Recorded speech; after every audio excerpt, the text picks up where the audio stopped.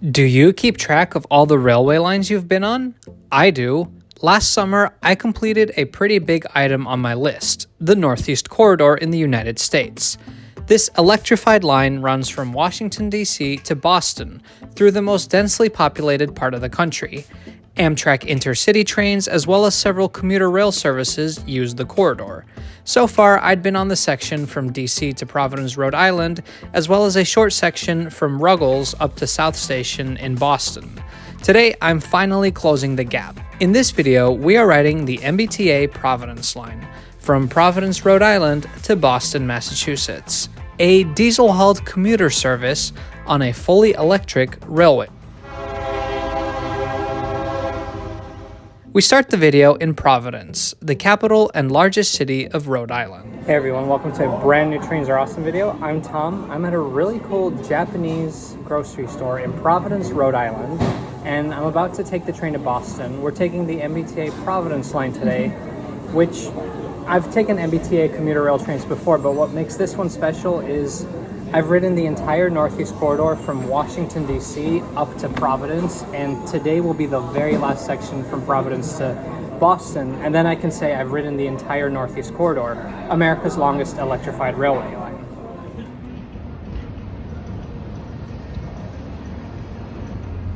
Walking up to the station right now, and I can hear a diesel engine rumbling. Despite this route being 100% electrified, the MBTA doesn't own any electric locomotives, so we will be hauled by a diesel engine under the wires. The current Providence Station was opened in 1986. Before, the railway tracks had been an obstruction to the city. With the new station, they were dug out of the way. MBTA commuter rail service started here in 1988. We've gone downstairs, ready to board the 1:45 departure to Boston. Down here, you can really hear the diesel engine roar.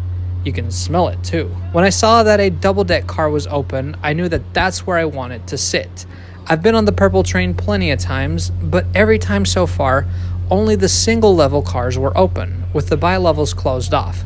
So I'd never actually been on one of these before. The interior is so MBTA. Beige, maroon, pink, and gray. I remember when hospitals used to look like this. This train makes the following stops: Pawtucket Central Falls, Attleboro, Mansfield, Sharon. About 2 minutes behind schedule, we depart Providence, beginning the hour and 10-minute ride to Boston. We will be making all local stops on this 44-mile or 73-kilometer trip, and the Providence line today is one of 12 lines in the MBTA commuter rail network, centered around Boston. The nice thing about the Providence line is that it runs all day and also on weekends and holidays. For example, this video was filmed on Labor Day. At least it does north of Providence. There are 2 stops south of Providence, TF Green Airport and Wickford Junction, but those stops are only served during weekday rush hours.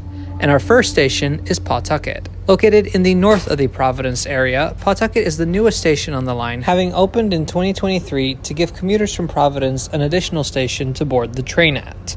Okay, I've been throwing a bunch of different dates around. Now, as we cross the border from Rhode Island into Massachusetts, let's get them all in a row. The Boston and Providence Railroad opened from Boston to Reedville in 1834 and down to Providence a year later. A decade later, the Stoughton Branch Railroad opened, branching off from Canton. Both lines were absorbed by the Old Colony Railroad in 1888 and the New York, New Haven, and Hartford in 1893. Penn Central, which was the merger of the New York Central and the Pennsylvania Railroads, was founded in 1968 and took over the New Haven. However, Penn Central wasn't doing too great, and it went bankrupt in 1970.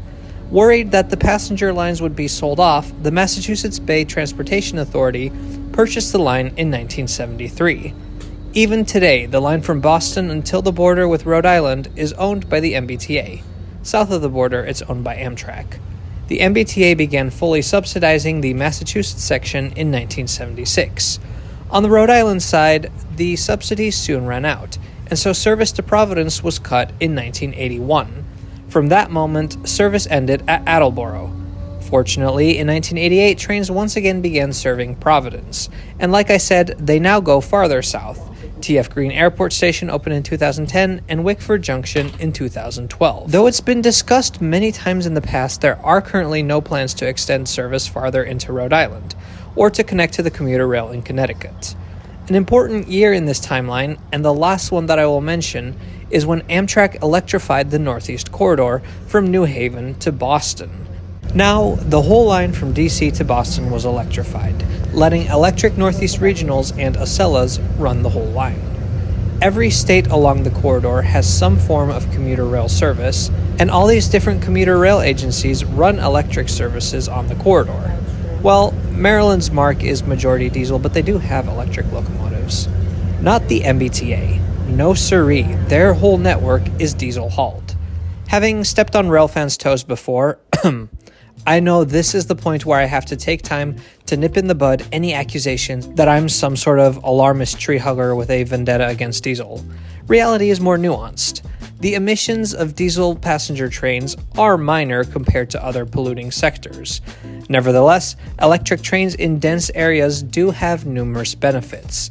They are cleaner, quieter, accelerate faster, and as Caltrain in San Francisco has recently demonstrated, they can attract much higher ridership. An argument against electrification is that the costs of installation are prohibitively high. That's true, except this line's already electrified. If you zoom in on the MBTA, however, there are some more reasons why it makes sense that they don't run electric trains here.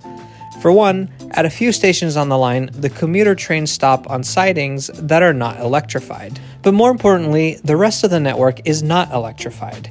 MBTA would have to maintain an entirely separate fleet of trains for just one line. Having a universally diesel fleet is much more flexible and scalable. So it makes sense. But last year, the MBTA announced that they're ordering a dedicated battery electric fleet for their Fairmount line, kind of like I suggested in my Fairmount line video a few years ago.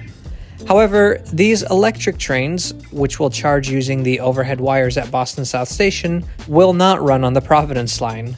So to summarize, the MBTA is ordering a dedicated fleet of electric trains to run on a non-electrified line, while diesel trains will keep running on the already paid-for electrified line.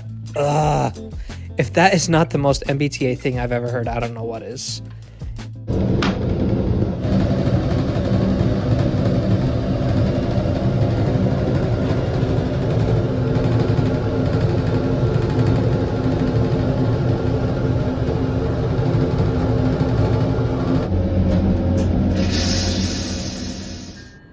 And soon after, we arrive at Ruggles Station. I've always thought that that was a fun name. Earlier last summer, I had already taken a commuter rail train from Ruggles up to South Station, and find out why by subscribing to the channel and waiting for my next Boston video.